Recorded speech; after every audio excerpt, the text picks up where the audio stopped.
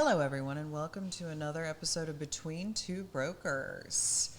Erin, today I wanted to discuss pricing a home with you because we've had a couple situations come up recently, and I think let's talk about our approach, how we operate, and then maybe some other things that other people will do. So, 2 weeks ago, I got a call from this woman who, it started out well. She was very complimentary. She said, I've looked at your listings and you have no misspelled words, and I can tell that you put a lot of thought into everything. And I've done my research, and my husband and I are coming down. We bought this place a couple years ago. We're going to interview a bunch of agents. So number one, I don't love that scenario, not because I don't love a competition, but for the most part, I'm already the chosen agent. I've been referred, so this is a cold call. Anyway, and I don't have any problem with it. I was going to be out of town. I was going to kick it to you. So the woman continues on. We're from California. We know everything about real estate. Okay. There's actually no correlation between the two. So anyway, she's telling me that she's a know-it-all. Then she says, my husband is very price conscious and we want the best price possible for our home. So again, I'm doing my deductions, and what I'm hearing is they want the highest price for their home, and therefore they're going to choose the agent that's going to tell them the highest price for their home.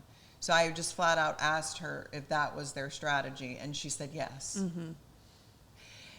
She follows it by saying, we know that if you sell your house the first day that you've priced it too low. I'm sorry that I'm laughing, but that's crazy. Yeah. Sorry, I yelled into the microphone. Okay, but I was, by this point, I was like, I'm not even sure that I want this, but I also love a challenge and I love meeting new people, so I was like, whatever. But then I wasn't going to be there, so I kind of like warned you about it, and then she proved to be a little bit crazier. So anyway, so red flags. I'm picking up on red flags. I don't work with just anybody. I work with people who are reasonable, who want my expert advice. I am certainly not gonna, like, I could have gone in there and said, yeah, we can get $3 million for it, gotten the listing, okay, form the relationship, wait for them to realize that that doesn't work, reduce the price. But then, that's just not how I approach things. Yep. I like to price things fairly, generally within, 5% of what I consider market value to be. And, I'm kind of known for that, I think in the market, I want to sell something. You're hiring me to sell it. What people don't realize is that if your property sits on the market, it can be extremely detrimental because in this market, things do still sell quickly and right away. And so if your property's sitting, what do people think? There's something wrong with it. So what are your thoughts? Well, I agree with everything you said, but also just to wrap up the story from this woman. So she gave us one day that we could come look at it while you were out of town. So I was going to go that morning, which was a week off.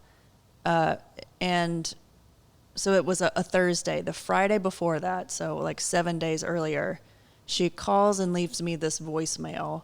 I'm at lunch with my family, and it's I've got 10 seconds to make a phone call before I'm running out to pick up the kids or something like that. And she said, we need to know what price you're going to price the house. It's very important to us, so email me. Thank you. And we have already told her, we don't give a price without seeing the house. No, I do not give a price without seeing a house. Yeah. She sent us pictures, but it's I need to feel the house, feel the energy. I need to I need to see the neighbor's house. I need to see the backyard, blah, blah, blah.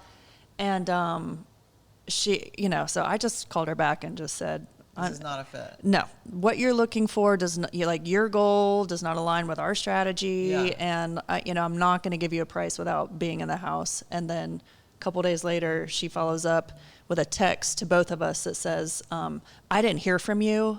Can you check and make sure that you have the right email address? And I was like, actually, I didn't email you because I left you a voicemail saying that this ain't going to work. Yeah.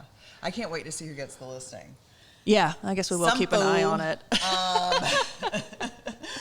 No, I would have gone for something like this when I was younger and didn't know anything. But also, what a shitty way to start a relationship. Right. You know, like... Me.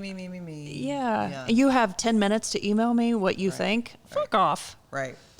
Another situation that came up that was interesting, and I was asking you about how to handle it. So I have some clients, and they use me for some stuff, but not all stuff. They have different relationships geographically and whatever with other agents. Now, I would love to be the go-to family realtor for everything and think I would be a great candidate for that. So they gave me a crack at something that had been listed for a year with somebody else that had one showing. Ooh. Okay.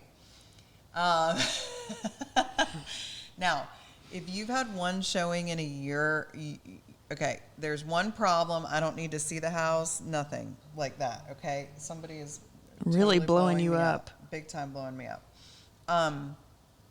So I do not need to see the house. The problem is the price, period, end of story, okay? So the problem was when I did go see the house and I learned what the old price was and everything, my price was like 20% less than what the former price was. So I knew my seller had an expectation as to how much they can get, and I knew that there was a 95% chance they were not going to list it with me if I told them the honest to God's truth. Because 20% of this equates to $1 million. Right. Yeah. $1 million is a big difference. $1 million difference. Yeah. So, and you know, I'm like, they're going to think I don't know what I'm talking about. But none of that's true. So I polled some other neighborhood experts to get their opinion, and they were like, there's no chance. And then I was like, well, what if we could go a little, maybe 10% higher than this number? And they're like, it's going to be the kiss of death. Mm-hmm. It won't work. Then in this particular market, it's very seasonal. So like if they don't sell it this summer, it's not going to sell probably until next year. So I had this like little window to work with. So I have to get it right. And it's a very expensive property. Very desirable, wonderful. That has nothing to do with it. So anyway, I didn't get it.